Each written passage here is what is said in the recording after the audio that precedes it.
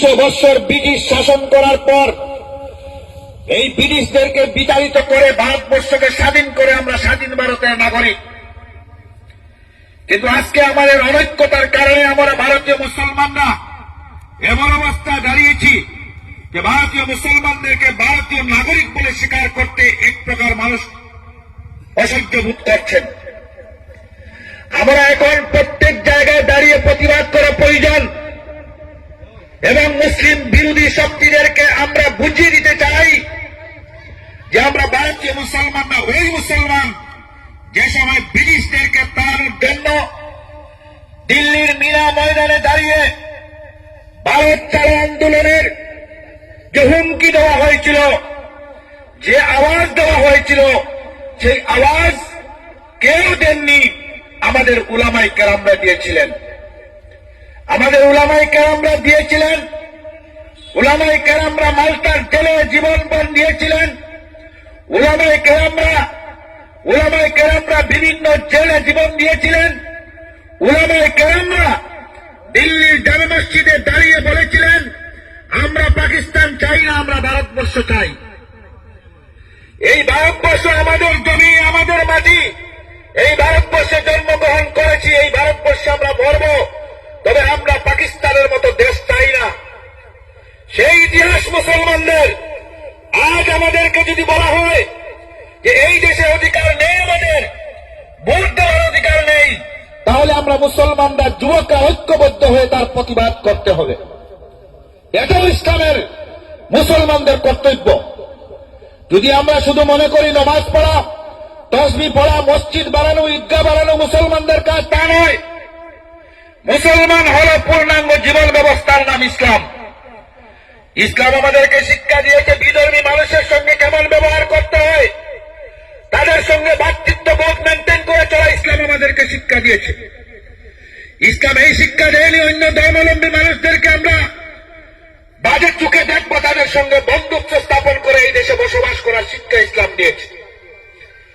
তাই আমি কালামে আয়াত তিলাওয়াত করেছি। আল্লাহ পাক রব্বুল আলামিন কালামে বলেছেন, আল্লাযীনা আমানু ইউকাতিলুনা ফী সাবিলিল্লাহ, যারা ঈমান এনেছে তারা আল্লাহর পথে লড়াই করে আল্লাহর পথ, আল্লাহর দ্বীনকে শক্তিশালী করার জন্য।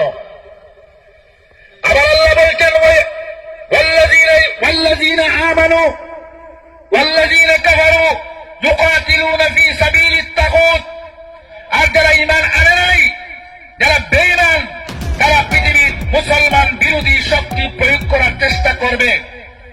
আল্লাহ আবার বলছেন, ফাকাতিলু আউলিয়া আশ-শাইতান, তোমরা তাদের বিরুদ্ধে লড়াই করো, তাদের বিরুদ্ধে প্রতিরোধ করে তুলো। যারা ইসলাম আর মুসলমানের বিরুদ্ধে ষড়যন্ত্র করে, তাদের বিরুদ্ধে তোমরা প্রতিরোধ করে তুলো, তাদের বিরুদ্ধে তোমরা সংগ্রাম করো। তারপরে আল্লাহ বলছেন, পরের আয়াতে এই অংশে বলছেন যে তারা যদিও সংখ্যা বেশি থাকবে, তারা শক্তি থাকবে, তারা সবকিছু থাকবে, কিন্তু মনে রাখবেন তাদের পরিকল্পনা অনেক দুর্বল, তারা একদিন তোমাদের কাছে পরাজিত হবে। তাই আমরা কোরআন ছেড়ে অনেক দূরে চলে গিয়েছি। আমরা ভাবছি ওরা আসলে সরকার করলে আমরা বাঁচবো, আর ওরা সরকার করলে আমরা মরবো। এই ঈমান আমাদের চলে গেছে মানুষের উপর। যেই দিন আমাদের ঈমান আল্লাহ সুবহানাহু ওয়া তাআলার উপর হবে শক্তিশালী ভাবে, সেই দিন পৃথিবীর কোন শক্তি মুসলমানদের দিকে চোখ তুলে তাকাবার ক্ষমতা থাকবে না। আজ দীর্ঘ ভারতবর্ষের ইতিহাসে 57,000 উলামায়ে কেরামরা শহীদ হয়েছিলেন, যাদের লাশ কাশ্মীর থেকে কন্যাকুমারী পর্যন্ত এমন কোন গাছ নেই যে গাছে আলিমদের লাশ লটকানো ছিল না।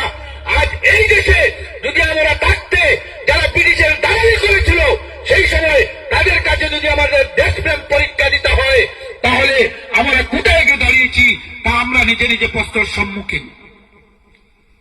আজ আমরা জাগ্রত হওয়ার সময়। আজ আমাদেরকে ব্যবসার দিকে মার দেওয়া হচ্ছে, ঠিক তেমনি ভাবে আমাদের নাগরিকত্ব খর্ব করার চেষ্টা করা হচ্ছে।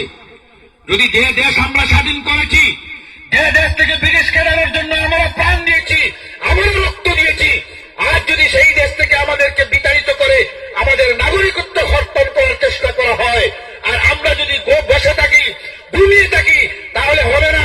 জাগ্রত হতে হবে, ঐক্যবদ্ধ হতে হবে, আমাদের ইতিহাস তাদেরকে বুঝিয়ে দিতে হবে।